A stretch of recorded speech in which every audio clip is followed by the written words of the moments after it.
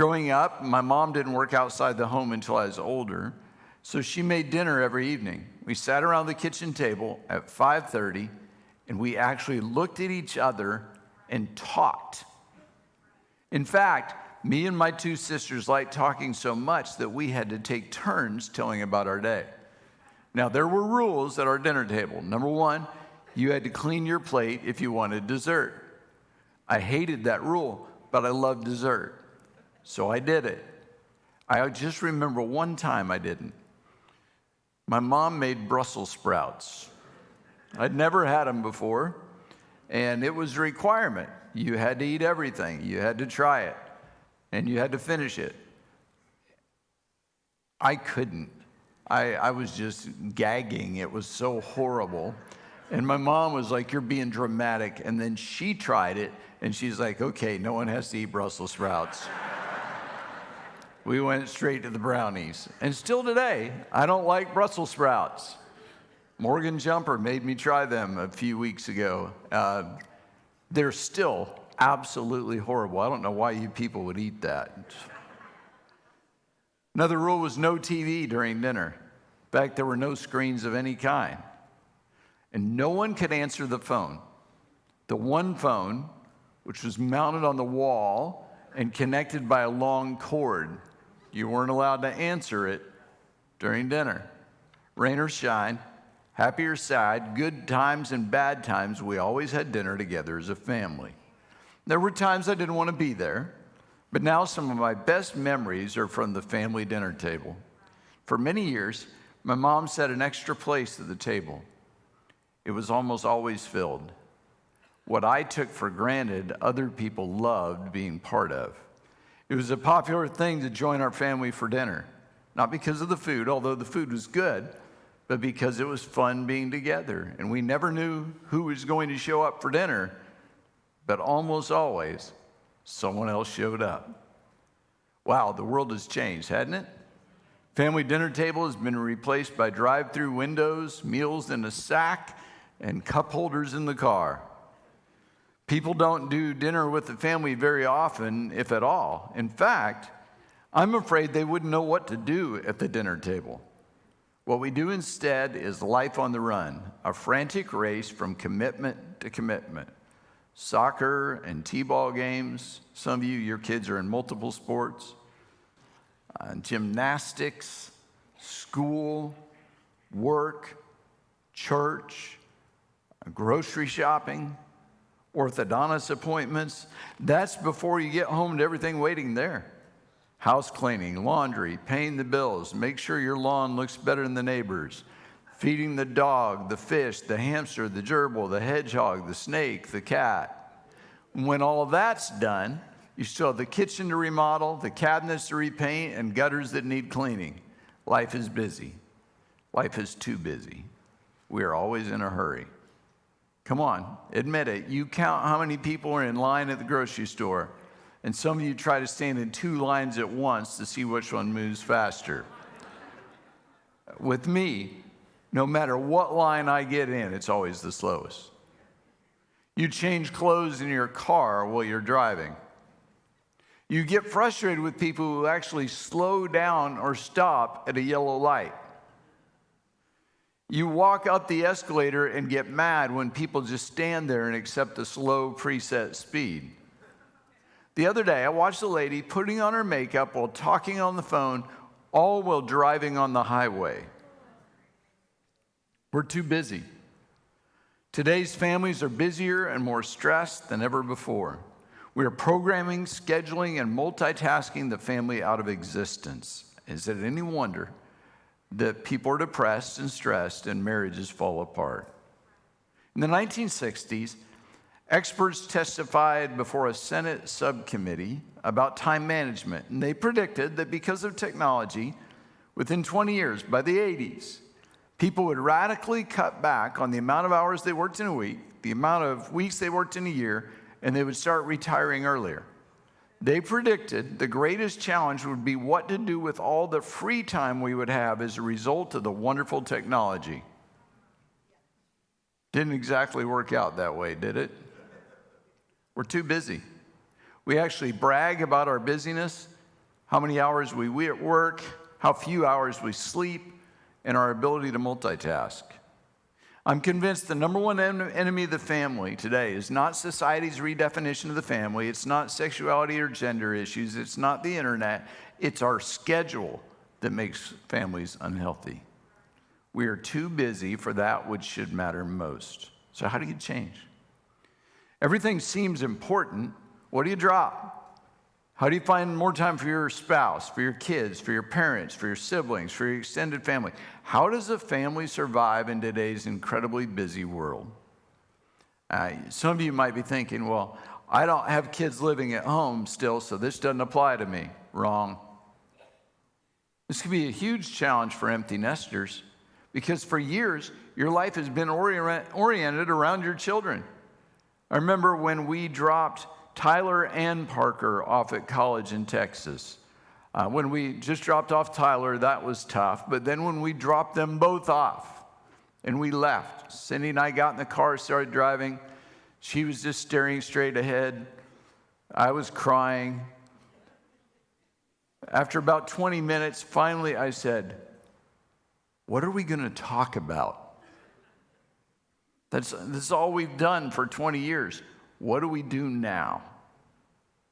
Someone else would say, well, how about me? I'm not married. I don't have kids. I understand, but if you don't lead a family of your own, you're most likely part of a family. Kids, parents, grandparents, siblings, you may not live in the same house, but they're your family. And if you're truly all alone, if you have no family anywhere, or if your family's dysfunctional and abusive, then we're your family. And we need to learn how to be healthy together. So don't tune me out. These principles apply to individuals and families. If your family is going to survive in this busy world, the first thing you have to do is determine your priorities. Is school the number one priority? Where does church fit on the list? What matters most? Cheerleading? Sports? Student ministry? Work? Social status? Where does God fit in your busy life?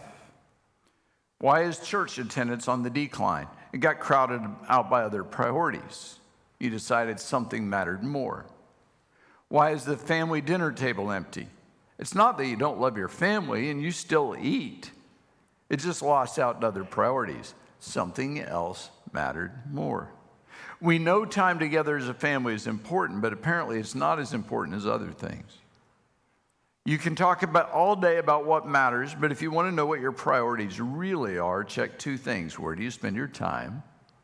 Where do you spend your money? That reveals your priorities. So what's the most important thing in the world to you? What comes in second? Determine your priorities. If you don't determine your priorities, life will determine them for you. You have to decide what really matters. When our oldest son, Tyler, was ready for college, I told him, son, I'd love to have you close. I always try to convince our students that Pulaski Tech is the Harvard of the South and that everyone should go to Pulaski Tech. Yes, I'm looking at you, Callie. I said, son, I'd love to have you close, but that's not my number one priority for you. Where it is, how much it costs, what your degree is, that's not what I care about the most. Nothing matters to me more than you being a lifelong follower of Jesus, that you follow him wherever you go, whatever you do. That's the priority. That was our number one priority for our entire family, to be lifelong followers of Jesus. That priority then determined our path. That helped us make decisions. As an individual, as a family, you determine your priority, and then that priority determines your path.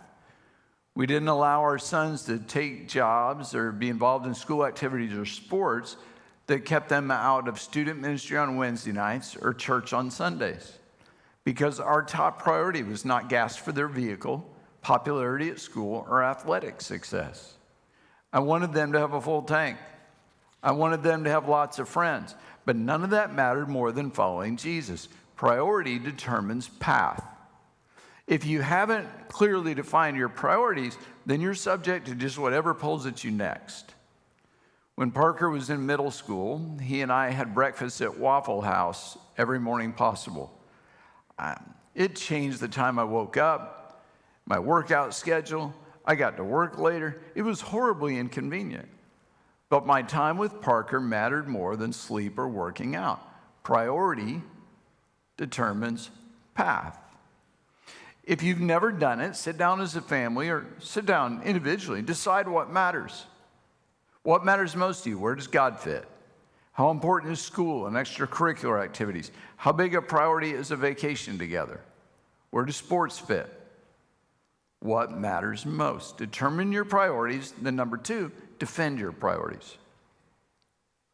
Satan can win simply by distracting you from your priorities and making you too busy. Actively fight for your family.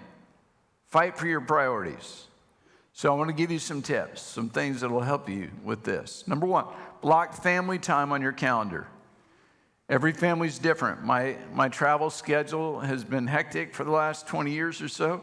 So family vacation was very important for us. We planned it in a year in advance. We made decisions together about where we were going to go, what we were going to do.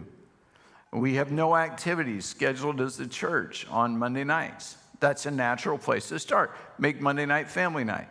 Spend time together. Play games. Go to a movie. Eat dinner together. It's very rare that we will allow something to encroach on Monday nights. Monday nights together are important to us. That's what we do. Now, the right amount, the right approach for you is up to you. But here's a starting place, an action step. This week, spend 1 hour together as a family. Turn off your cell phone. No texting allowed. Put the cell phones in a drawer. Spend 1 hour together with your spouse, your kids, your family. You say, Pastor Rod, 1 hour isn't much. It's 1 hour more than you're spending now. If you don't live with your family, get on FaceTime, get on the phone. Spend 1 hour. I've never heard someone say at the end of their life, you know, one of my regrets is I wish I had spent less time with my kids when they were growing up. I wish I had made less time for my marriage. The problem in our family was way too much time together. Never heard that. Scheduled time for what matters.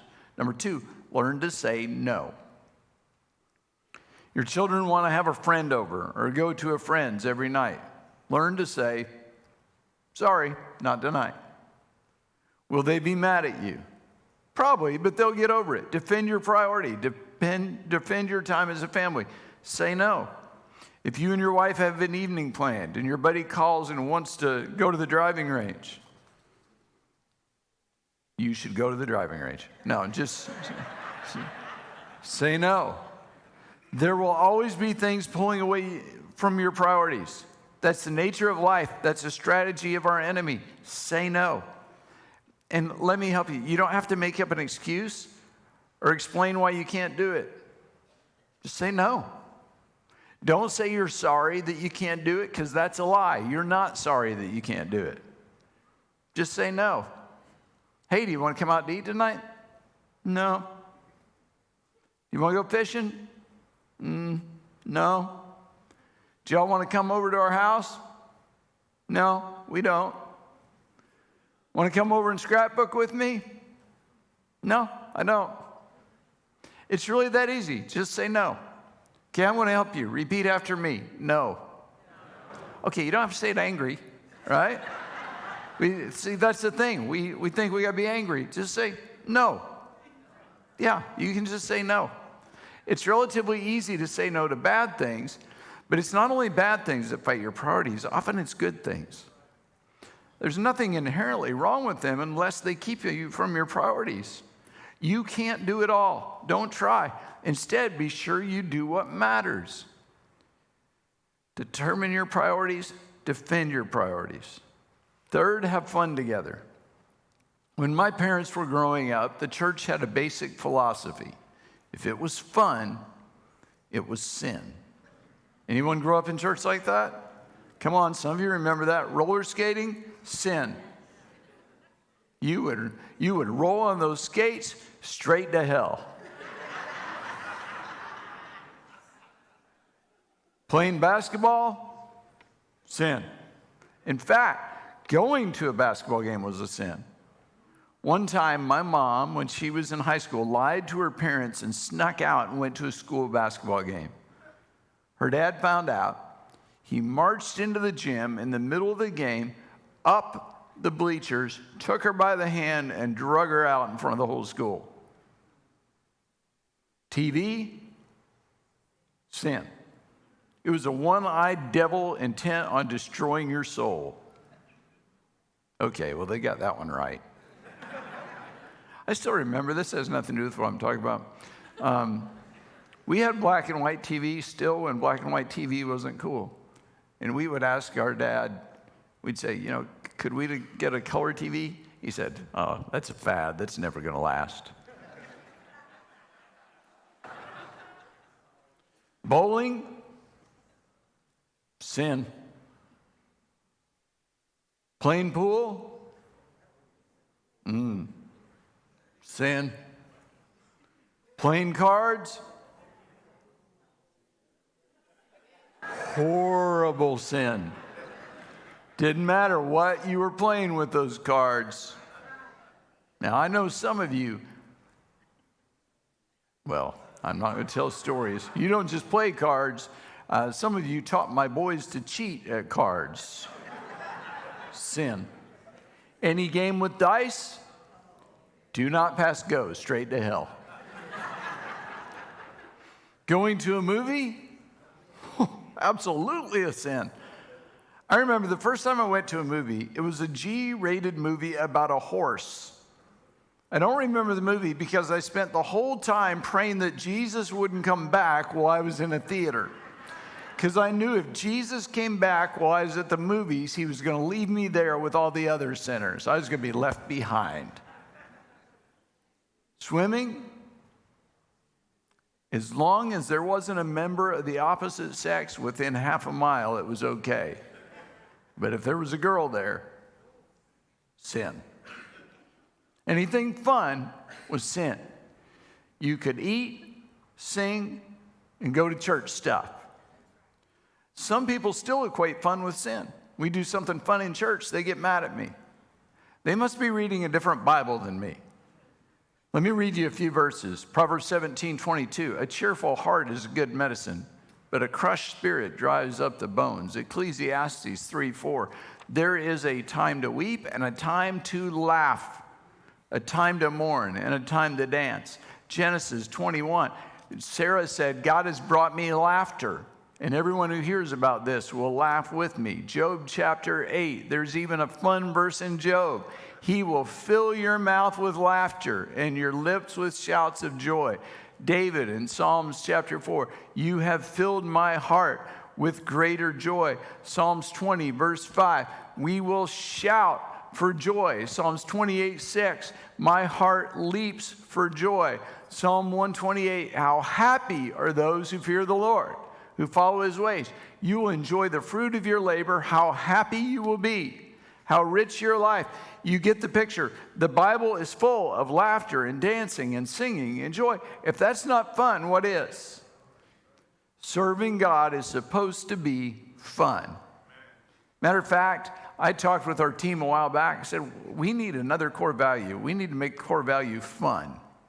Now, we haven't done that yet, but maybe we will. Some of you grew up in quiet churches where nobody ever laughed. Nobody ever made a sound. That's okay, but they missed out on so much.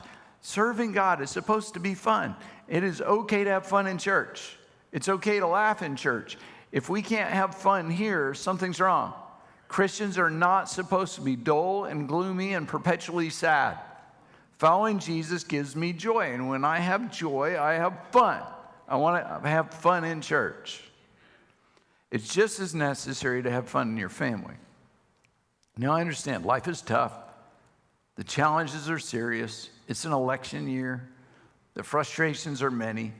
That shouldn't stop you from every now and then just having fun. Fun isn't always wacky or crazy. You don't have to do zany things like my family. Fun is just being together, doing something you enjoy. You might watch a TV show together. Some of you need to turn on Bluey or Paw Patrol and have some fun. You can play games together. I don't mean video games, I mean games. You know, like Uno or Risk or Trouble or Sorry. Imagine that, family fun without electronics. That's possible. Matter of fact, here's a fun game. This game is called Headbands. And I can't describe the game to you. I'm just telling you it's fun. And if you're old, and if you're 6 years old, it's a fun game that you'll enjoy doing together as a family. I want to give somebody this game, but I don't want to make the decision who gets it. Pastor Brian, would you give someone this game? If you'd like the game, Pastor Brian will give it to you. Who'd like that game?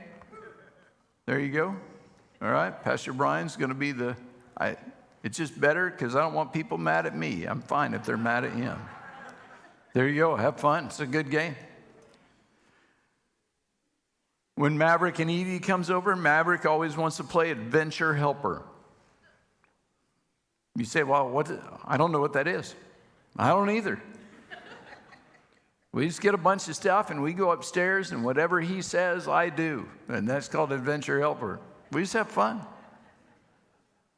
I've heard all the excuses. Well, we can't afford to have fun. Fun doesn't have to cost money. Every time I get a package wrapped in bubble wrap, I save the wrap. Maverick and Evie love to jump on it and make it pop. Their dad doesn't like loud noises, and so we terrorize him. It's free fun. Play a game of basketball in the driveway with your middle schooler, or take everybody to the park. Fly kites. Get out the sidewalk chalk and lay down and make outlines of bodies and let people wonder what happened. Go for a walk. Train for a race together. Ride bikes. Play catch. Get every pillow and blanket in the house and build a fort. Then read or tell stories. Maverick and Evie love building forts and then tearing down the forts. Your kid has a room full of toys. Play with them. Cook or bake together. Just say, hey, you know what we're going to do today? Let's all make our pasture a coconut cream pie. This will be fun. What better fun can you have as a family than that? Work in the garden. Now, I think that's evil and not fun, but some of you are twisted and you like that, so go ahead, knock yourselves out. Have a picnic. Look at the stars or watch clouds. Turn up the music and have a dance party. Watch the sunrise or the sunset. Fun doesn't have to cost money. Just be together. Another excuse, well, we don't have time to have fun. I hate the excuse, I don't have time. When someone says to me, well, I'm sorry I didn't do that, I didn't have time. I always say, did you eat? Did you sleep? Did you watch TV? If you did, you had time. You just decided you didn't want to do it. People say, well, I don't have time for my family until a crisis comes, and all of a sudden you make time. Don't wait for a crisis. Have fun now. Remember, your time is about your priorities, and priority determines path. If you don't have time for fun, you need to redefine your priorities. Relax. Laugh a little. Have fun. Third excuse, well, we don't enjoy the same things. So what? Fake it. Sacrifice your preferences. When Parker was a kid, he really wanted to ride four-wheelers. I never had an interest in riding four-wheelers. We got four-wheelers, and we rode them. Why? Because that's how I could spend time with my son. Your preferences are worth trading for time with people you love, and you might even find a new way to have fun. Say, well, the kids get on my nerves. Get over it. Every family should have fun together, and the moment is fun. The best part is remembering it later. Encourage memory making. At the end of every day together or every trip as a family, I ask the same thing. Okay, everybody's got to list your top 3 things. And we all take turns sharing our favorite. Make memories together as a family. This next one seems obvious, but if you want to survive in a busy world, slow down. John Ortberg wrote, and I put it in your outline, for many of us, the great danger is not that we will renounce our faith. It is that we will become so distracted and rushed and preoccupied that we will settle for a mediocre version of it. We will just skim our lives instead of living them. Slow down. You can't do everything. You're not supposed to do everything. Now, I struggle with this one. When I started as pastor almost 23 years ago, I went to everything. First 5 years were a blur. If a class had a party, I was there. If 3 people were meeting, I attended. If 4 old ladies were making quilts, I brought snacks.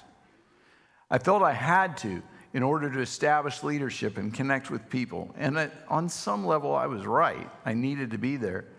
But I finally had to ask, can I sustain this pace? The obvious answer was no. I couldn't. It's impossible. I can't be at everything, especially if I also want to keep my relationship with my family and my relationship with God current. I have to say no to some things. So do you. We get busy doing good things, lots of things, and what suffers is our family time and our time with God. We know we should spend time with God daily. We want to spend time with Him, read the Bible, and pray. We're just too busy. When you're too busy for God, that's too busy. When you're too busy to pray, that's too busy. When you're too busy for church, something's wrong with your pace. When you're too busy for your family, you're too busy. It's time to slow down. How does your family survive in a busy world? How do you keep your priorities in order in a world that tries to tug you in so many different directions? This is the key. This is what I want you to remember. In a hurried, hectic, busy world, put God first. Put God first in your life and in your family's life. A well-ordered life starts with putting Him first. It's amazing, but when I start with Him, the rest of my day is less stressful. Now, I'm not saying that if you spend a few minutes with God every morning, you'll get everything done, you'll never feel pressured. It doesn't work like that. But when your first priority is pleasing God, your heart becomes aligned with Him, and you're more equipped to say wise yeses and nos. Finally, this principle: every area you put God first invites God's blessing into that area. When you put God first in your finances, the result is God's blessing and protection. When you put God first in your business, God blesses and protects your business. When you put God first in your schedule, God protects and blesses your time. Put Him first. When you put God first in your family, God protects and blesses your family. Put Him first. We're too busy. And in response to that, here's what Jesus said: "Come to me, all you who are weary and burdened, and I will give you rest. Take my yoke upon you and learn from me, for I am gentle and humble in heart, and you will find rest for your souls. For my yoke is easy, and my burden is light." 3 steps. Determine your priorities, what matters most. Defend your priorities, and put God first. And if you'll do those 3 things, with God's help, you'll have a healthy marriage and a healthy family.